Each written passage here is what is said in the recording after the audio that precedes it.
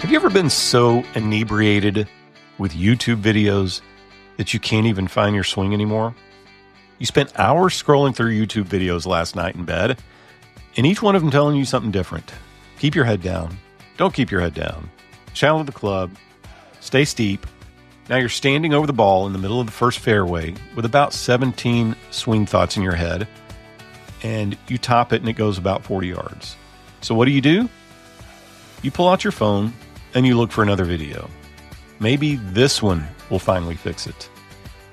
If you've ever done this, ever been down this rabbit hole, keep listening. If you haven't, well, you might not enjoy this episode as much as the rest of us.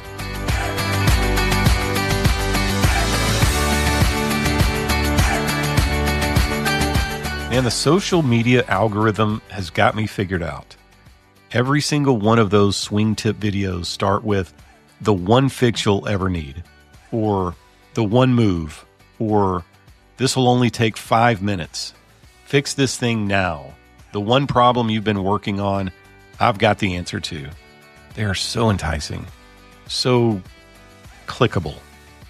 I have a running joke with my golf buddies that anytime we get on a YouTube link that has a golf swing cure, it automatically alerts the other ones, sort of like we're on an explicit website, and tells us to notify the other person because they've gone down the rabbit hole again. I'm sure all of us can relate to that a little bit.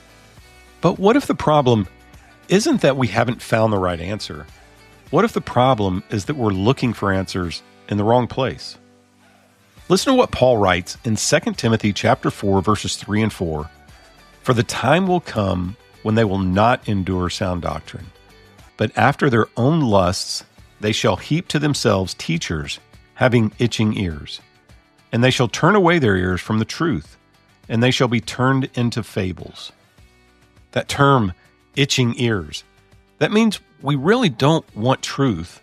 We want something that feels good, that feels right, something that confirms what we already believe, something that tells us what we want to hear. And Paul says, we'll go looking for teachers who will give us exactly that. And doesn't that sound exactly like our golf game? Or at least the driving range. You hit a bad shot and immediately think, that couldn't have been my fault. You start searching, not for truth, but for validation. We don't want the video that says, you need to slow down, fix your fundamentals, and put in some serious work. We don't want the video that says, you need to put the driver down and just go work on the putting green for about an hour. We want the video that says, fix your slice in 30 seconds. This is the one move you need. So you, quote unquote, heap up teachers. Video after video, tip after tip, voice after voice. And now instead of clarity, we've got confusion. Instead of improvement, we've got paralysis.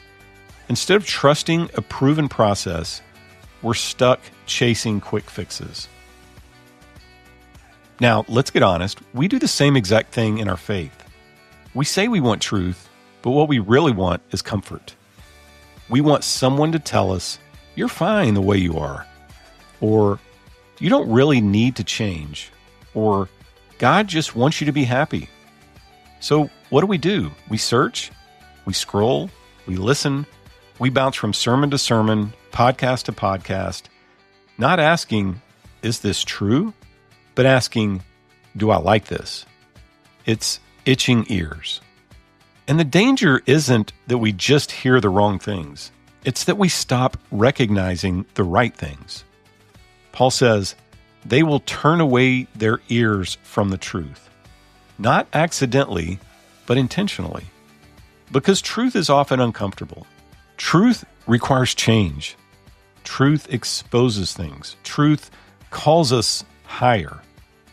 Now, think about the golfer who actually does improve. It's not the one watching 100 videos. It's the one who finds a trusted coach and sticks with them. Even when it's hard, even when it feels worse before it gets better, even when the advice isn't what they want to hear. And why? Because they've decided, I'm not chasing opinions anymore. I'm committing to the truth. And even our own emotions can play tricks on us. I remember recently I was playing golf with somebody at my golf course, which I know pretty well, and they had a really tricky, fast breaking putt. And I told them, I said, it doesn't look like it breaks, but it breaks about 5 feet. And they just could not process that in their head and couldn't believe me. And of course, they putted it and let themselves a very, very long, embarrassing putt back to the hole. But we can all relate to that. I mean, we do that all the time with ourselves. We let our eyes and our ears and whatever other empirical data we can come up with talk us out of the truth. So that brings me to my next question. Where are you going for truth? Are you building your beliefs on random voices or popular opinions or whatever feels right in the moment? Or are you rooted in something solid? Because the Bible isn't just one voice among many. It's a foundation. And listen to this promise in Proverbs chapter 8, verse 17. I love those who love me, and those who seek me will find me. Now, that's the difference right there. If you're just scrolling, you'll find opinions. If you're just listening around, you'll find noise. But if you're actually seeking truth, you'll find it. Not because you're lucky, but because God promises that you will. C.S. Lewis says it this way, aim for heaven and you'll get earth thrown in. Aim at earth and you'll get neither. That's the whole game. If you chase what feels good, what sounds right, what fits your swing at the moment, you'll end up with neither truth or growth.